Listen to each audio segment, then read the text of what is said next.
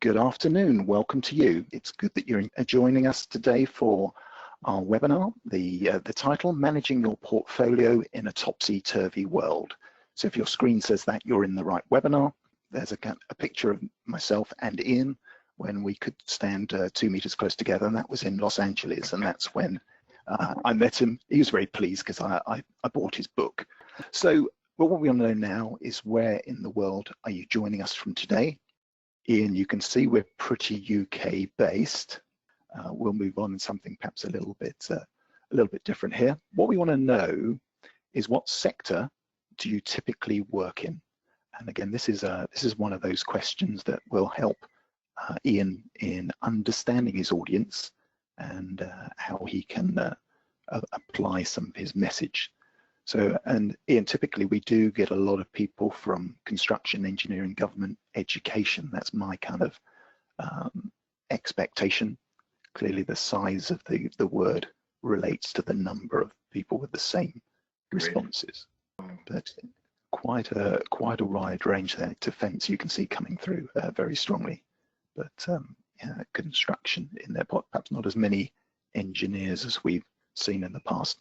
So here we ask, what project management roles do you typically perform? And those of you that have heard this from me before will know that we typically base this around the project delivery capability framework. So we use those role groupings, but here is just a kind of free-form response today. You can see there's a reasonable number of people involved in portfolio managers, etc. Program managers. So a good number of different roles there. So thank you for that. Keep the information coming. So I'm going to hand over to Jonathan, who's going to make a short introduction to it. Thanks ever so much, Merv. I love the way you introduced the webinar by saying, if you're seeing the right thing on the screen, you're in the right webinar.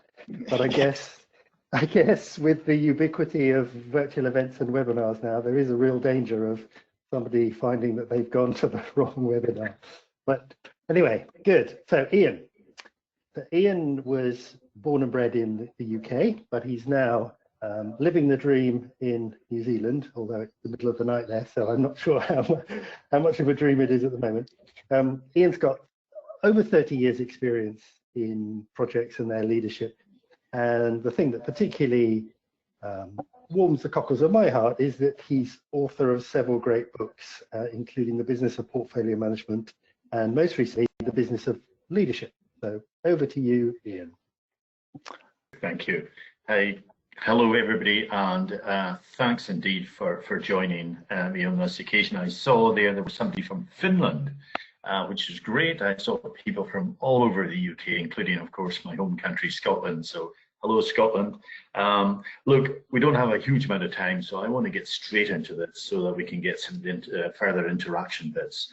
Hopefully you appreciate the title and the world that we live in, which is very strange indeed. And I think that thanks to Jonathan for coming up for the topsy-turvy aspect of this particular thing. So this afternoon, I want to really cover these 4 things. I want to talk a bit about the 3 Ps to success and how that blends into portfolio management. I want to talk about business value management.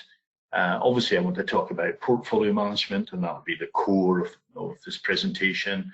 And I also want to touch on a little bit towards the end on transformation, which is a word that kind of gets a bit overused, but change management. And as the sort of graphic tends to or tries to show, I want to show or get the point across that portfolio management on its own is probably not a sustainable process or philosophy for running your business. It needs to be integrated with a view on business value management and, of course, some elements of change management, depending on, of course, your particular organization. I will come back to the 3 Ps. So that's the topics we're going to cover in our short presentation. To put that into a pictorial, this is my dreadful attempt at putting a Rubik's Cube together. But you can see portfolio delivery mechanisms, which would be typically program of work and project and some element of operational type work, leading to some element of benefits on that horizontal line. Further up the top, you can see the 3 Ps there. There they are: performance, people, and purpose. And basically the notion or the intent of the thinking is that from a strategic goal perspective, we drive that strategic goals through the organization by way of business objectives, convert those into various portfolios, execute those in a very efficient way using empowered people and high performance orientation, and ultimately deliver value back to the organization, back to its customers, back to its staff and brand, etc., etc. So that's my topsy-turvy little graphic. So with that said, let's then get into it and have a look then at just what the 3 Ps to success really are all about. The previous slides sort of gave the 3, here they are again. The purpose element really is challenging organizational leaders to rethink the way they look at their business, to rethink the way they look at the organization. And traditionally, I think all of us have been brainwashed with vision, mission, and umpteen business plans and things, and lots of breakdown and you know, lots of acronyms that point us in different directions and often confuses us. We don't have time today, but you know, I challenge people sometimes to, you know, what's the difference between a vision and a mission statement, and you know, that gets some very interesting responses. So to me, I think the future in the topsy-turvy in a post-pandemic world will focus a lot more on purpose. What's the purpose of our organization? And the purpose allows us to kind of look from the outside back in. And you know, as we do that, we can look at it in terms of, you know, the vision, converting that into what purpose, therefore, then do we stand for in terms of what we offer by way of product, service to our customers, to society, or whatever it might be. So I think the purpose statement will become very, very important indeed. So it's an elaboration of vision, together with a few strategic goals, breakdown into business objectives, all of which bundle together and inform and hopefully in some cases improve the culture of the organization, or the desired culture at least. In order for the desired culture, therefore, then to become real, we need to look at our people, our capability, and our human capability. And to me, I think I'm very, very passionate about the need to empower people a lot more than perhaps we've ever done in the past. And that empowerment is to give people decision making, to give people risk accountability, to give people responsibilities for assessing situations, making decisions quickly, moving on at pace, and getting what needs to be done in a manner that still works within a framework of the organization, but you know, is done at its pace. I think we can also appreciate, most of us, that there may well be new skills required as we see the impacts of the VUCA influenced world, and particularly from a technology point of view, there may be new skills required that the organization may not need, it may not have, I beg your pardon, and needs to get. But again, my point is accountability and responsibility, and making sure people really truly are the core of the organization. That then leads us to a performance perspective, and to me it's all about light systems, lean if you prefer, and driving for results, and a real focus on not just output but outcome, benefit, leading to value to the organization. And that then balancing CapEx as well as OpEx. I think too often in the past we see finance people having this division of CapEx is done this way, which has led to project and program management. Of course, OpEx is kind of hidden away and the two sides never meet, sort of thing. I really think we need to challenge that and as leaders balance that better, so that we're balancing, you know, OpEx and CapEx and doing work that's more aligned to the vision and purpose statement that I mentioned here above. So those are the 3 Ps to success. That's my, if you like, my business philosophy that sits across the notion of modern portfolio management and gets us going forward in a lean, light, and flexible manner. That then, of course, takes us to the notion of organizational governance and what that might look like to deploy, you know, a really what I call a true portfolio management environment. I'm going to draw your attention, if I may, to the right-hand side of this particular sketch, and you'll notice that immediately there's an overlap between P3M governance and organisational governance. And I've done that deliberately because I call that proactive governance.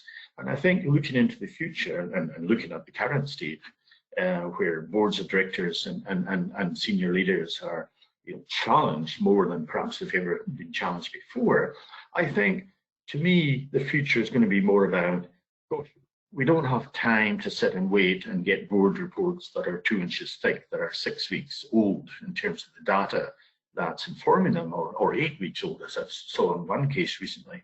That's just not acceptable enough. So I think, to me, there needs to be a better integration between boards of directors, still not getting in the way of operational work per se, but at least having a more active engagement that allows, again, for quicker decision making. In the middle, you'll see value management with portfolio management, so that replaces the traditional sort of business planning and budgeting and umpteen departmental approaches to the breakdown of rolling all that up into portfolio management that allows us to go forward at speed. You'll notice the left-hand side then is typical sort of role functions. And for those of you that looked and signed up on PMO and EPMO and the job question a little bit earlier on, you'll see hopefully an immediate opportunity here for EPMOs and PMOs to be engaged in this value management that has this portfolio management element as well, and working right alongside the executive leadership team in your organizations. Down below, classic sort of delivery functions, as you would expect to see in pretty much any organization. So there's a view in terms of, as I said, proactive organizational governance. So look, I'm just extending that a little bit further. To me, I think that whole governance thing is first of all starts with culture and getting the culture right. So that includes that value management, its goals, purpose, as I mentioned just a moment ago. And I think really having a desired culture and a leadership team working really hard to make that come alive, so that the culture and climate, and the climate is a snapshot of what it might look like today, much like the weather snapshot that we see in our TVs in the mornings and evenings. Same sort of principle, having a snapshot and say, oh my gosh, there's a big cloud over us, that's not good. But more having the culture right and driving the culture so that when we do a climate test, we actually see a nice bright sun and sunshine and lots of people with happy faces, if you excuse the metaphor and analogies. So going on from that, redefining authority levels, so empowering that people, of course, integrating portfolio management across the organization. I think, to me, this is one of the big changes and relatively straightforward change, where we see in some organizations, the IT department, for example, will gallop ahead and deploy what they call portfolio management, but the rest of the organization doesn't. Or an infrastructure project gallops ahead with a particular type or flavor of project management, but the organization HQ is doing something completely different. So there's odds, as it were. So I think we need to integrate portfolio much better. Having layers, go light on the process. To me, if you can imagine the organizational handcuffs, for those of you, Merv, I know you've been in the police force. So when you've got handcuffs on, you can't move much. You can't move your wrists much at all. You don't have much flexibility. If we can cut the organization handcuffs and get a bit of bungee cord on there and wrap that around our wrists, at least we've got a lot more flexibility. And that means that we need to go light in our processes, go lean if you prefer, so that we're nimble and adaptive in terms of what the topsy-turvy and post-pandemic world might be throwing at us. Again, to me, I'm a very passionate supporter of EPMOs, but making sure that they're staffed with the right capability. Too often I see, and I guess many of the people who are listening in will have their own stories in this as well, and their own observations. Too often you see EPMOs that are very administrative focused and seem to be shuffling lots of papers and consolidating reports up from a project level to scenario level and passing that on to some people.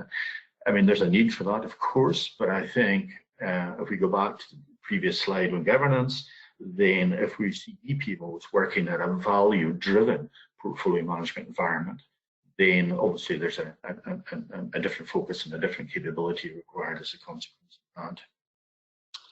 So really that's a bit of an introduction to the 3 Ps to success and a little bit of background towards setting it up in terms of what you might want to think about from a governance point of view, etc., etc. That then takes us to this question, so why business value management? Why are we using that particular language, and why am I suggesting that we look at business value management packaged together with portfolio management? Well, here's some reasons that for those of you that read The Economist magazine, you'll have seen perhaps a couple of years ago where The Economist stated something like over 70% of all strategies, of all strategic plans fail. Over 70% fail, which I thought when I read that first, it was a misprint. Actually, I thought it was a startling revelation. And clearly that tells us that something is desperately wrong. We hear from people like the Project Management Institute and others, probably APM as well, that typically in any given period, 25 to 30% of all projects are failing. So we have this front-end diabolical start. We have delivery functions that are failing by up to a third or almost a third. Tells us that something is not right in terms of the way we've been doing stuff in the past. So that's one set of criteria. The second set of criteria is this whole notion of the VUCA world. And for those who don't know that acronym, it is an acronym, volatile, uncertain, complex, and ambiguous. It's what the VUCA term acronym stands for. And I break that down into 4 things. And the reason I do that is a lot of people think it's all about technology in the future. And yes, technology will have an impact, but so will environmental aspects, so will globalization. We're already seeing that now, aren't we not, in the current situation we find ourselves in.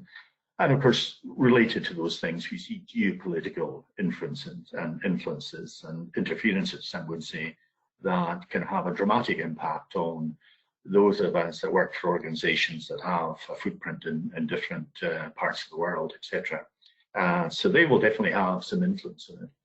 And let's not forget, stakeholder expectations are much higher. So the faster, better, cheaper type of environment, funding restrictions, doing more for less or doing the same for less are things that have been with us for a number of years now. They're not going to go away. In fact, if anything, they might even get more focus applied to them in the post-pandemic world as we see things becoming a lot more topsy-turvy than perhaps we'd like, and perhaps we're used to as well. So to me, those groups there that you can see are really things that are saying, well, wow, we need to maybe shift our focus to business value and make sure that we're driving value both within our organization, but also out with it, so that we're providing value, or perceived value at least, to our customers, clients, and society as a whole. And just to give you a picture on that, and we've got an opportunity coming up for you to engage in a question here. This is a diagram I put together to show what I call the continuum of investment, and it's down the bottom, classic sort of OPEX and CAPEX, and quite often that continuum sees lurches in organizations, or organizational leaders lurch a little bit. In times are tough, people will tighten the belt and focus on core business, those type of terms. And if you look at the value drivers in the middle, you'll see things like efficiency, productivity, cost of service being focused on, et cetera, et cetera. And that's all to do with staying in business. Look on the other side, the right-hand side, about getting ahead, then we look at exploding new markets, future-proofing new products, new services, developing competitive advantage through perhaps innovation or something else. For those of you that are in merger and acquisition, great time to be in the M&A world, because I think there's some bargains out in the marketplace, which I should laugh when I say it's a sad aspect of it, but again, maybe just to make my point there. So to me, I think a continuum investment will see a better balancing of OPEX and CAPEX as organizational leaders look at opportunities and move quickly to capitalise on the opportunity, perhaps again, as I said, quicker than we've seen before. So pausing there, back to you, Mayor, because I think we've got a question then on how do organisations create value? You've got some really interesting answers coming in. Bureaucracy and red tape, that old chestnut, fantastic. Yes. I think that, again, just picking up some at random there, Mayor, so lack of strategic direction there, I think is interesting. I think the post-pandemic topsy-turvy world, if you don't have a strategic vision, if you don't have a strategic plan, I think an organisation is going to get stressed very quickly indeed. Yeah, there's a good range there.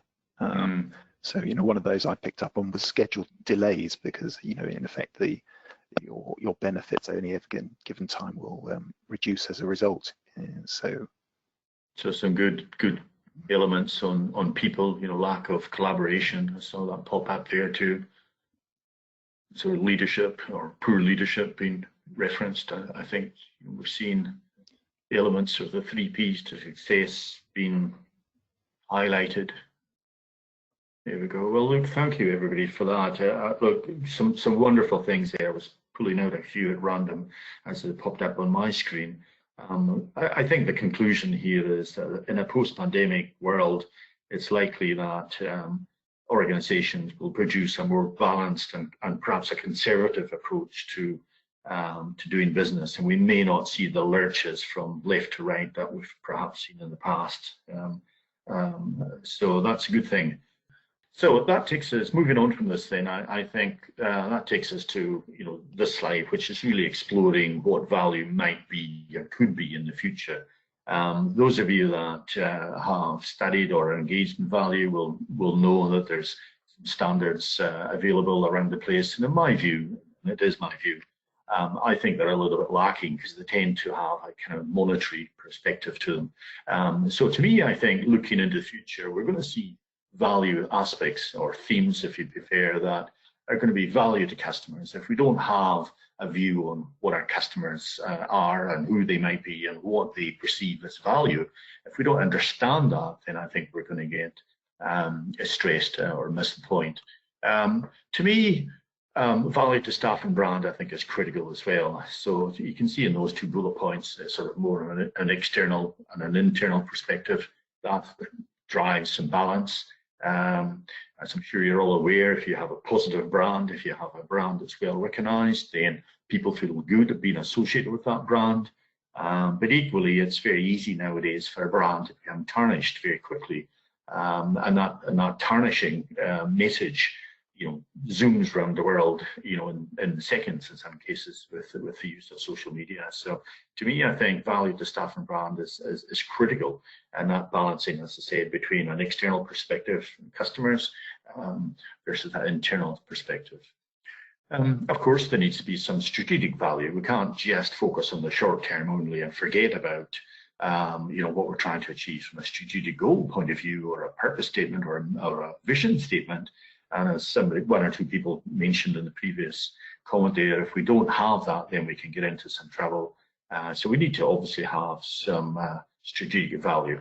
I think, though, the notion of long-term strategic plans that span 10 plus years, 15 years. I worked with an organisation recently that had a 15-year strategic plan, and I said to them, and I wasn't particularly well received. I said to them, well, look, nowadays I think that's just nonsense, really. I think, if you're looking at best between 5 to 10 as your long range, then that's probably the best you can expect to get, but be prepared to change in both mid to longer terms. So there needs to be, as I said, some strategic value. And of course, being Scottish, obviously there has to be some financial value. Of course, we're never going to leave that or forget about that. So those are my value themes. And if you can imagine that being put together as a quadrant to aid discussions that might take place in a PMO to set strategy, to inform the content or the likely content or the potential content of portfolios by having value-based discussions at the most highest levels in the organisation.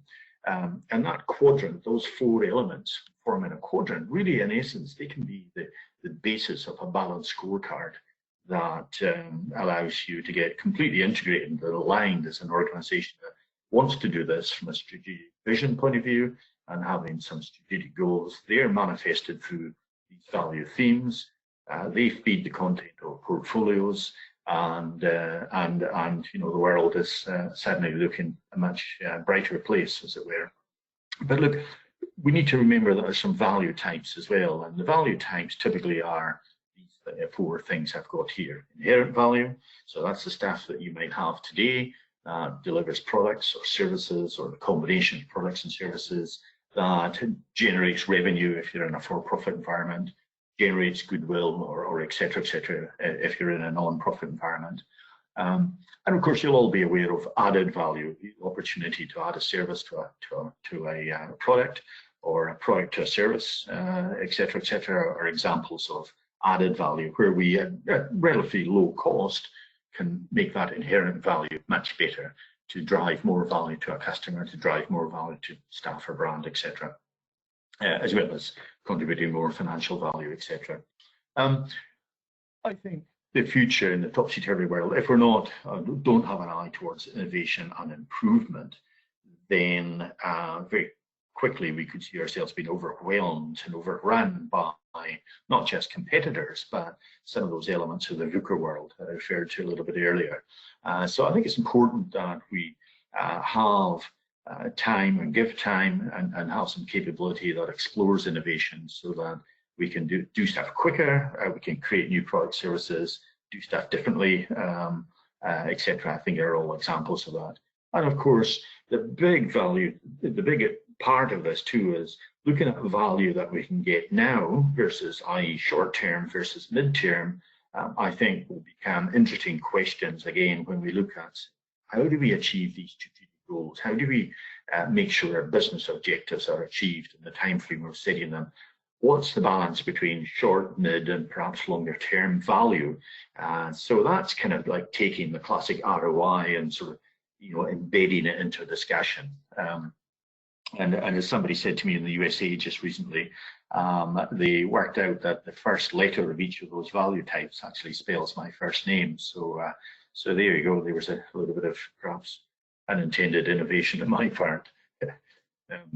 Okay, so moving on from this then, that value management framework, I wanted to, you know, it's all very well having these value themes and value types, but one needs a value framework to build that in together. And remember, right at the beginning, I said having a value framework allows us to put together a portfolio management or deploy portfolio management into the organization that connects value and portfolios to, if you like, the way we do business in our organization. So that's essentially what this model is trying to achieve. The top line shows the typical P3M, as I refer to them, functions that we're all familiar with or should be familiar with. A bit of planning, a bit of portfolio stuff, a bit of delivery focus, and some benefits realization. Benefits realization, of course, leading to value confirmation. The top horizontal line. The bottom line really is an attempt to demonstrate a typical asset life cycle, where we might conceive it, develop it, design it, deliver it, and put it into operational stuff, maintain it, and run that for whatever length of time. Through the middle is the value management framework. And as you can see, it starts with having a clear strategy on what value management is to our organization, what value means to our organization. You could adopt the themes and types from the previous slide, or perhaps you have an organization where you can define what value is. And I think it's important that leaders in your organization do that and make sure that there's good understanding of what value means to our organization, and that everybody in the organization understands that. Then we deploy the next 4 steps, which is value planning, which leads into value engineering. Many of you in the construction engineering sectors will be very familiar with value engineering, where it's looking to take a solution or a design solution, make it better. So we're looking to perhaps protect value, and possibly even add value by doing things smarter, challenging the status quo, making it smarter. Obviously, value delivery is where program project management expertise comes in and delivers outputs. Those outputs then trigger outcomes. We can capture outcomes through a benefits realization type of approach. And obviously, as we do that, then that confirms that we've actually captured value that we intended to chase and see. So there's my value management framework, which is a fairly straightforward, relatively simple framework that allows conversations to happen at different highest levels of the organization to inform strategy, to improve the 70% failure rate that I referred to earlier, to inform the strategy, to begin to present options for portfolio content, but the decisions revolving around the balancing of value across these four themes. I think those types of conversations, those types of questions, value management questions, are going to allow an organization to have a much, much higher success rate in achieving its strategic direction, its strategic goals, its associated business objectives, and not necessarily contribute to the 70% strategy failure and 30% project failure that I touched on a little bit earlier. How do we see that value management framework looking at or compared to or embedded within a portfolio management environment? Well, here we can see a couple of columns there that you can see in the middle column what I've referred to here as an organizational PM component. So you can see the breakdown of plans, as it were, and it's just reflecting the diagram that we just looked at. On the right-hand side there, just a little bit of emphasis and highlighting some of the key things that you would expect to see, that we do see. For those of you who deploy portfolio management, you'll know that you'll look at option analysis, selection, prioritization. Of course, that doesn't go away. Value engineering, for those of you who practice that, you're looking to develop a chosen solution further. You're looking to protect inherent value, perhaps add to it. And value delivery, we're making sure that we're protecting value. We're making sure we're controlling change and risk, so that we're delivering whatever output is expected, and then triggering those outcomes and benefits, which takes us down the bottom there, as you see as well. So there's the overlay, and hopefully the comparison with overlaying a value management framework into a modern portfolio management perspective. How do organizations create value? See, sweat the asset. Do you see that one? And a unique selling point, USP. I think there's sometimes a discussion to be had on that. Learning from mistakes, exceeding the customer's expectation, understanding need, which is very much a kind of a value management approach, isn't it? Exceptional customer service, fantastic. I like that. Mm. Yeah. Yes. Listen. That's good. Yeah. So something about smiles. Yeah, there you go. Yeah, yes, kill them with love. I think kill them with love. Why not to customers? Yeah. Absolutely. Go on to agenda item number 3. Then the rise of portfolio management. Terrible graphic of a phoenix rising out of the ashes in the bottom corner, but. Look, you'll all know that portfolio management has been around for a while. I think, to be honest, when you critique it, it hasn't had its best day in the sun. I think simply because even to today, a great deal of people are still confused as to what part or where does one position portfolio management within an organization.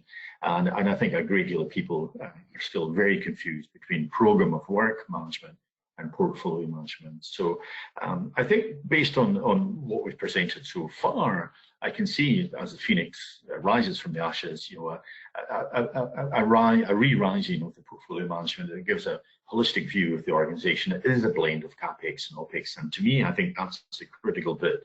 Elevate it up into a different level of the organization. Blend these things together, link strategic goals with the chosen business objectives. The strategic goals are aspirational, of course. Business objectives hardwired over 12 months, 18 months, 24 months, whatever time period. I think really when you look at true portfolio management that's value driven and it's blending CapEx and OpEx, then hopefully as the second to last bullet point, you would agree with that, everybody, that it is different from program of work and project management, where the focus is on output outcome. Portfolio management to some degree has a focus on outcome, but the focus really is on value affirmation or confirmation, that is affirmation of business objectives being met and therefore then trending towards one or more of strategic goals. I think to me that's the true position of where portfolio management should be. Without question, an anchor point for what will become a very fast disruptive world that the VUCA world, post-pandemic environment, is going to give us. How might that look from a business planning point of view? Well, it might look like this.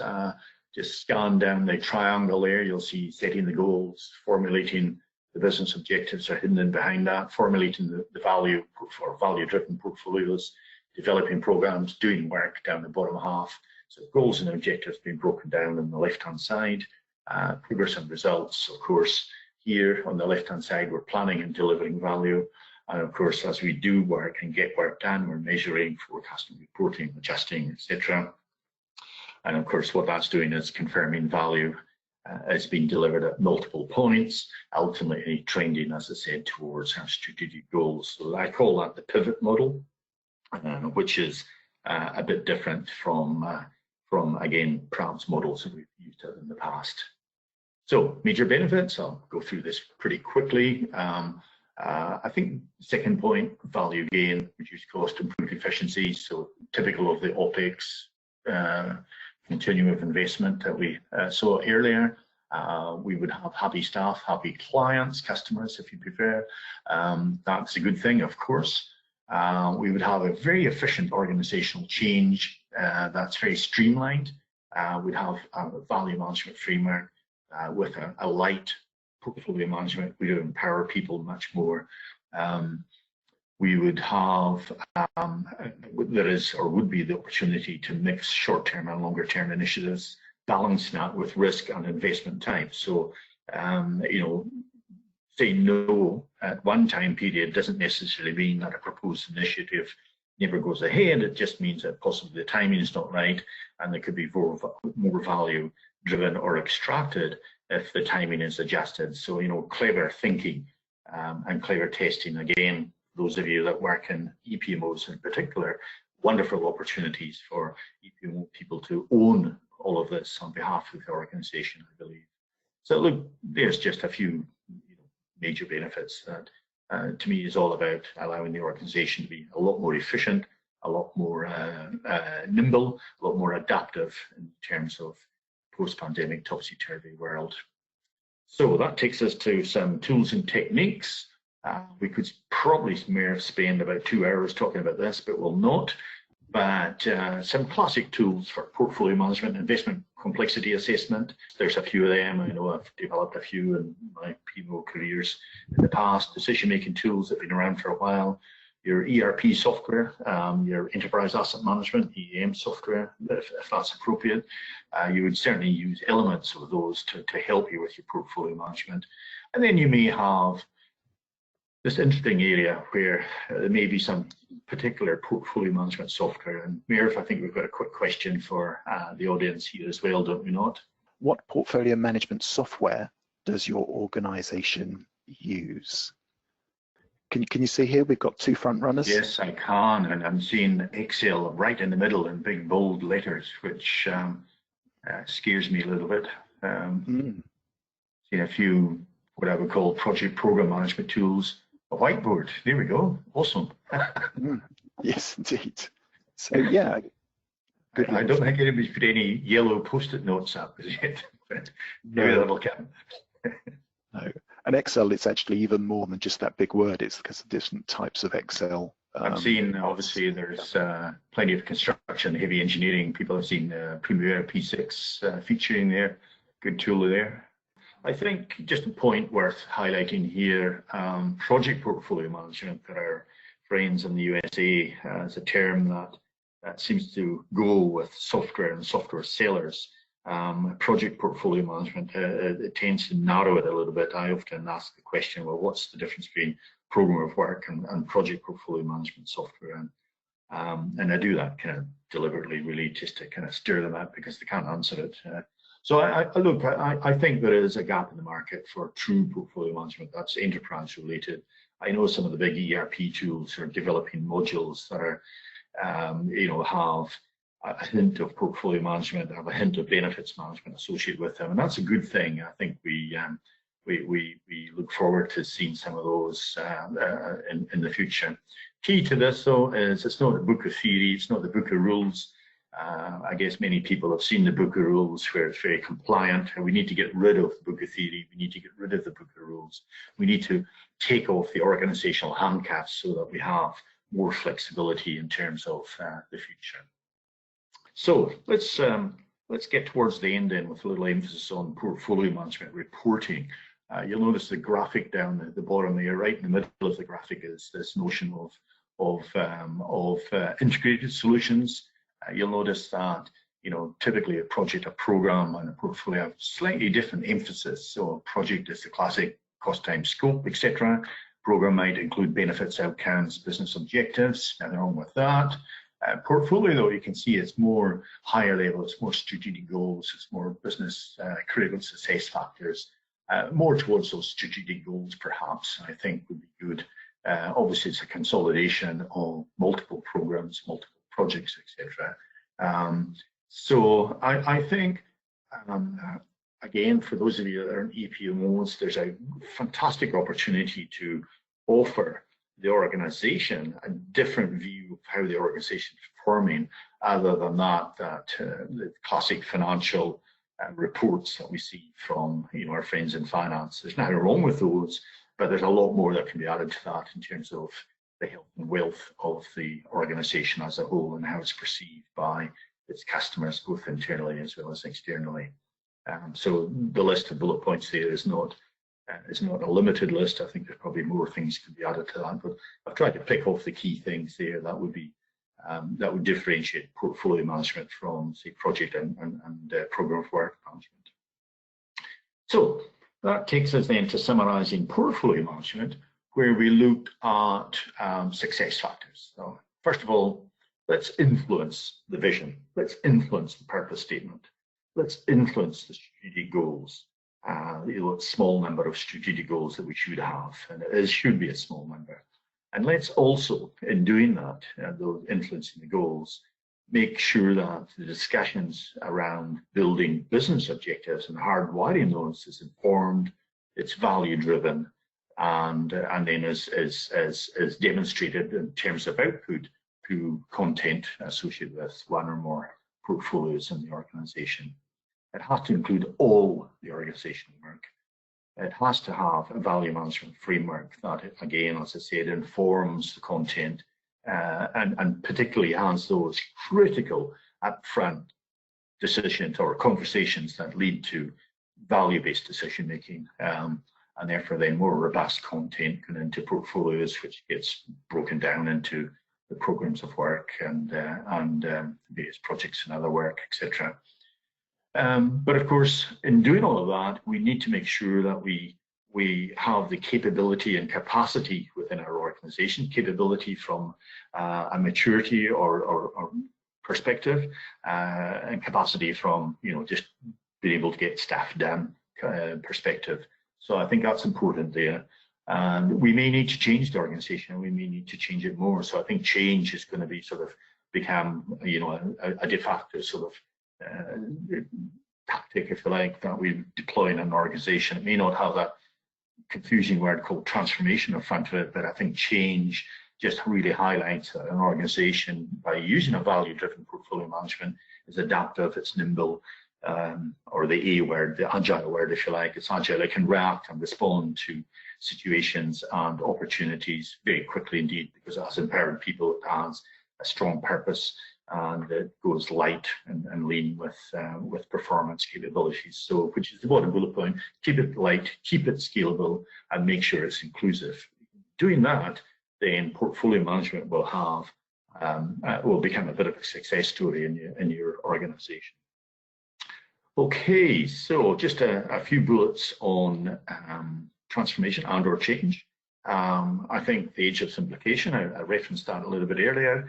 I really, really like the age of simplification. If I may challenge all of you in a very nice way to think about how you can simplify your organizations, how you can simplify your department, how you can simplify your business unit or your team in terms of the work that they do. I think those are good thoughts to have. They're good conversations to have with your colleagues. How can we simplify the way we do business and still deliver value to customers, value to staff and brand, strategic value, and of course, financial value. So that's a good thing.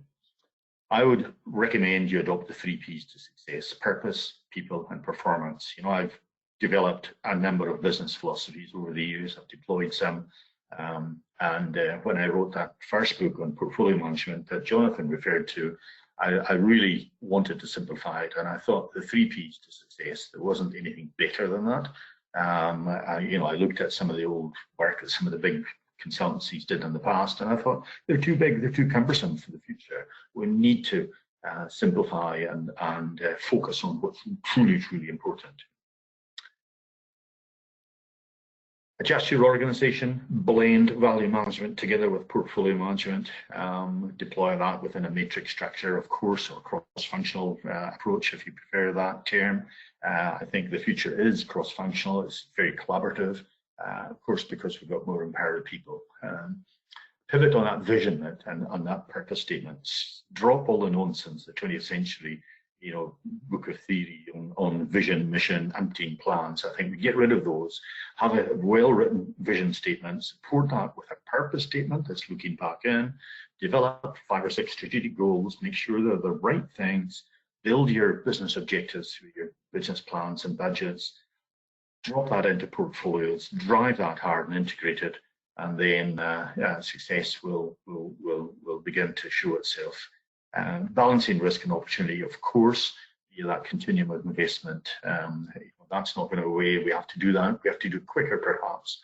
And the summary to this then is that becoming a value amplifier, taking the organizational handcuffs off, allowing the organization to move in different directions at pace as it needs to combat or take advantage of opportunities that topsy-turvy world might offer themselves. So become a value amplifier, I think, is the rallying point.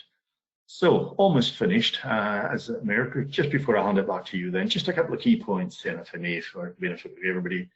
Portfolio management is still about doing the right things. I think it was Peter Drucker, wasn't it, back in the day, talked about doing the right thing. So that I think that 4 simple words are still appropriate and very accurate today and will be going into the future. So portfolio management is still about doing the right things.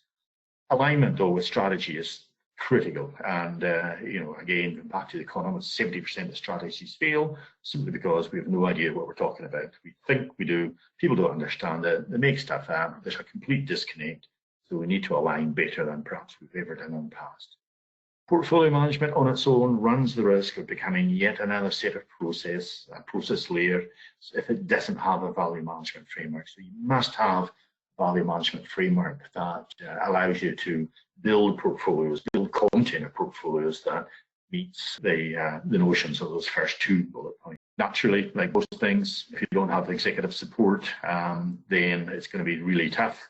If you have a culture that's affected by a bad climate, then that's going to make it real tough as well. So there's a pivot point there as well. Clearly, P3M governance is about driving accountability through empowerment of people, so that effective decision-making, faster decision-making is made. Appropriate tools and their effective use are essential. There's no question about that. That doesn't mean you drop everything and go and invest in tools. I think you can gradually build into tools as your capability adjusts and grows. And look, just the last point there too is worth highlighting, that the role and focus of portfolio managers is very different from program of work and project managers. I think if I was to say, the portfolio management focus is about business acumen, it's about managing upwards, more than anything else, perhaps. I know it includes other things, it can include different things. Again, like I said earlier, I think there's a tremendous opportunity for those of you that have EPMOs within your organizations to review how that EPMO functions, where it functions, and perhaps present an opportunity for that EPMO to have a different focus that helps the organization, helps the leadership deploy a value-driven portfolio management framework. So before I hand back to you, let me say thank you, everybody. Thank you all for joining. There's my contact details. Have a look at the website, drop me a note. The graphics are just the covers of a couple of books that I've published. That's really used our time up. Iain, that's been absolutely fantastic. Thank you for agreeing to give a presentation in the dead of night. Thank you. I look forward to we meet again. So thank you, one and all.